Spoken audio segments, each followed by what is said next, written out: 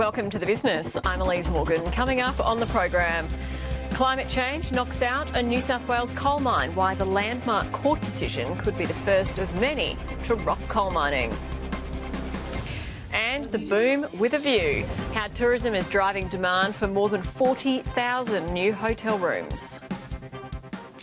The wrong mine in the wrong place. A New South Wales court has rejected a new open-cut coal mine near Gloucester, putting climate change front and centre.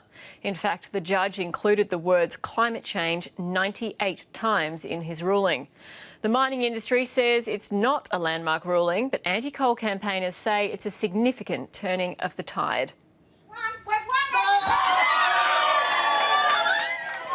It was a big win for residents who have long campaigned against the proposed Rocky Hill coal mine.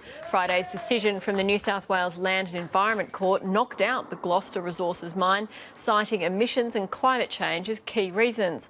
While politicians and miners have brushed off the importance of the ruling, legal observers say it could open the door to similar challenges, with protesters trying to shut down another 3 major coal projects in the state. I spoke to the head of the New South Wales Minerals Council, Stephen Galilee. Steve Galilee, the decision on the Gloucester mine puts all future new and expansion of mines in doubt, doesn't it? Now, there's a lot being claimed about the impact of the judgment more broadly, but we'll work through it in a very calm and measured way and determine what legal effect there may be, and if possible, we'll seek remedy for that where there may be an impact. Opponents to Glencore and Peabody's mine near Singleton, the Bylong mine and Whitehaven's Gunnedah mine are going to be able to use the principles in this decision, largely the principles regarding climate change, to fight those 3 mines. Well, the greenhouse gas emissions of projects are already part of the Department of Planning and Independent Planning Commission assessment of projects in New South Wales. So, a lot of those factors are already taken into account. We'll see what our advice says in relation to whether this judgment changes that, but those factors are already assessed in a considerable amount of detail here in New South Wales as part of the process already.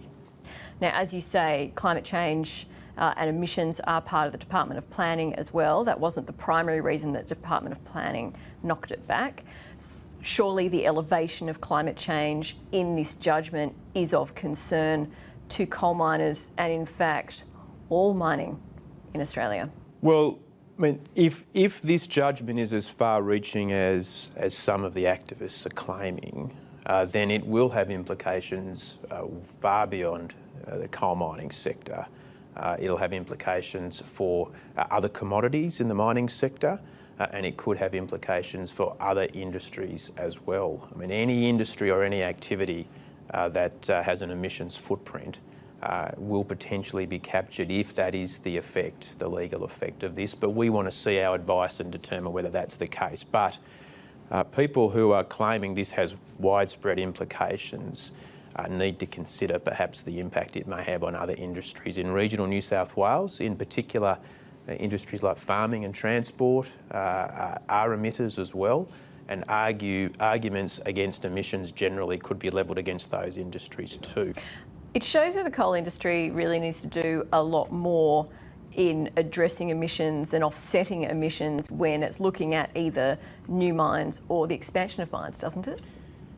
Well, we already do a considerable amount, but I mean, it should be... Obviously not enough, according to this judgment. Well, I mean, the judgment itself raises issues about global commitments and global emissions and applies them in the context of a very small coking coal mine in regional New South Wales. The bigger picture here for our industry is the contribution we're making more generally. There are other industries in Australia that are making big emissions contributions as well. And our industry accepts and has that global warming is real, that emissions need to be reduced, and that our industry needs to play a role in that, and that is what we are doing, and we're proud of that. And what role are you playing? Well, for example, in New South Wales, I mean, we're obviously reducing emissions as far as possible in relation to our own operations, but our high-quality thermal coal in New South Wales is in extremely high demand around the world. That's because of its low emissions burning characteristics. I mean, it is used in increasing volumes in power stations in our region and more broadly around the world in the place of lower quality coal. And apart from the argument about coal quality, what else is the coal industry doing to offset or reduce its emissions? We have an extensive range of projects looking at carbon capture and storage, looking at ways we can reduce our emissions on site with our mining operations, the capturing of fugitive emissions from, in particular, our underground coal mining operations as well. So our industry is doing its fair share and then some. By roping in other industries and making that statement, are you hoping that other groups will join you if there is to be any fight about this judgment in the courts higher up? Well, I'm just stating what we've already seen over the past few days as the possible intent of those who brought this case against this project. They have already signalled their intention, as you say, to potentially use those arguments against other projects. And we've also seen them admit that they could be used against other industries as well. This case has potentially set up a rift between thermal coal and coking coal producers, given that Gloucester Resources said in its own evidence that coking coal cannot be replaced easily, but thermal coal can. Their own evidence said that thermal coal could be obsolete. Look, that's a matter for Gloucester Resources if that's the argument that they were running, but that's not a view that we would share on behalf of our broader coal membership. And in my 8 years in this job, I have not seen a rift between coal producers nor the resources sector generally in relation to the future of the industry more broadly. Stephen Galilee, thank you so much for your time. You're very welcome. Housing may be headed south, but new hotels are going up across the country. The $8 billion hotel sector is undergoing its biggest growth phase since the 2000 Olympics as tourists flock to Australia. Plans showed tens of thousands of new rooms are set to be built across the country by the middle of next decade. It's welcome news for builders, but as the credit crunch bites, there are doubts all those rooms will be built. Rachel Pupazzoni has more. Mrs Banks Hotel in Sydney's Paddington opened its doors just over a year ago. We wanted to keep that kind of grand entrance in, and you can see the ceilings are all original tin press ceilings from 1914. The century-old bank was converted into a boutique hotel in late 2017. People want that local experience when they come to a city, so it's not your kind of stock standard big hotel in a main tourist area. Changing consumer demand means guests want a unique home-away-from-home type experience, and that's helping to drive a wave of new hotels. The construction boom actually started about 4 years ago, and we've had over 40 new hotels across Australia since that time. And that's just the start. Tourism Accommodation Australia says 272 new hotels, or 45,000 rooms, are slated to be built between last year and 2025. Residential real estate is on the slide in the biggest cities, but more than half of the proposed hotels will be built in Sydney and Melbourne, a combined 26,000. Other markets are also contributing to the hotel construction boom. Almost 8,000 rooms are slated for Perth and nearly 3,000 in Brisbane. The numbers are a big jump compared to the lull in hotel construction in the years after the Sydney Olympics. Between 2000 and 2015, just 6,000 new hotel rooms were built in Sydney and Melbourne. That's less than a quarter of what those cities can expect in the next few years. The main driver for all these hotel rooms is the growing number of overseas visitors. More than 9 million tourists came to Australia in the 12 months to November. That's an almost 5% increase on the year before. But local economic issues might put an early end to the hotel construction boom. There is a lot in the pipeline that won't come to fruition. So I think there are some concerns in some markets of oversupply. I think the reality is you'll see a lot of that wash away. Hotel real estate expert Gus Moores says many of the hotels were conceived when market conditions were better. It's now harder to get a loan, and other markets such as office space are proving very profitable. Under construction, that's locked and loaded, and then development approved, you need to really go through each one to determine the quality of the sponsor and whether there's other components that will or won't make it likely to come to fruition. So 9,000 under construction. We've got another 17,000 of those that have the potential that are approved. And so the important thing for us is ensuring we maintain investor confidence.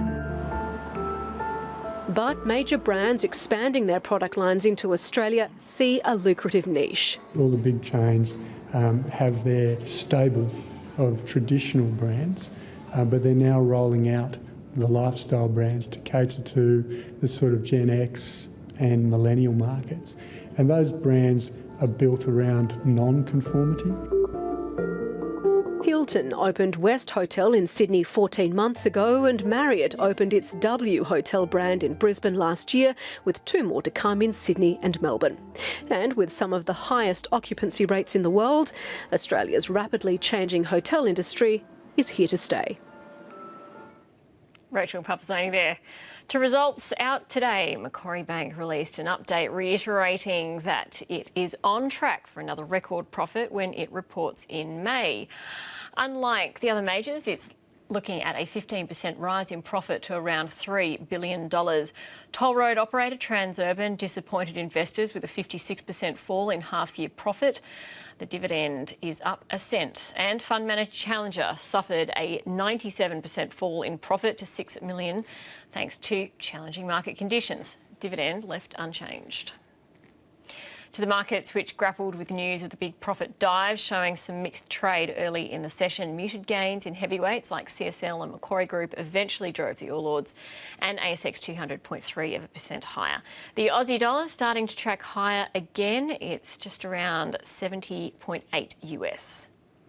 And I spoke with Junbei Liu from Tribeca Investments. Junbei, earnings season rolls on. Today we got an update from Macquarie Bank. They didn't report so long ago, and already they're updating and telling us that things are going to be even better than we originally thought. Absolutely. The new CEO clearly is sending a whole lot of confidence through the market, talking about reaffirmation of the full-year outlook as well as the confidence of potentially out-delivering that number. And on track for another record profit, they say. It's incredible. The company has been doing double-digit growth for a very long time. And again, it's another 15%, potentially more. Compare that to some of the domestic banks. The outlook certainly is very rosy. We also heard from Challenger and Transurban today. How did they perform? Look, Challenger is a bit tough, even though delivered to their recent downgraded expectations. But it is a business that is quite structurally challenged. It's essentially a business that's lending, taking the annuity product and reinvest into high-risk assets. And at some point, that will catch them out. And the share investors are impressed at this result. Transurban? Yeah, look, Transurban is the first time they actually disappointed somewhat. They talked about some issues across both WestConnect and hopefully NorthConnect will start working out. But it is a little bit disappointing to investors and very hard to see fresh buy into that stock. It's very surprising that you can't make extreme profits when you have a monopoly on toll roads around Sydney. A huge drop in the latest mortgage lending figures, both month on month and particularly year on year. This isn't a good sign. No, it's not. It's not surprising, but it is quite surprising compared to the analyst forecast. It's down more than 6%, and the forecast is down only closer to 1%. So very negative, and just on the back of the Royal Commission outcome as well. Very hard to see how that might improve. And a bit of a bounce in business confidence, though. I mean, that just seems to fly in the face of everything, all of the data that we're otherwise seeing. It's interesting, isn't it? It's a broad-based improvement compared to the last month broad-based drop. So essentially, it's on the back of stronger equity market to improve the business confidence, and people just feel that little bit more better about the new year in January. So Aussie dollar actually had a rally on the back of that number. But we expect that really just sentiment-driven. Junbei, thanks so much. Thank you. And that's all from The Business. For the extended version of our interview on the climate change for coal miners, go to our website. I'm Elise Morgan. Good night.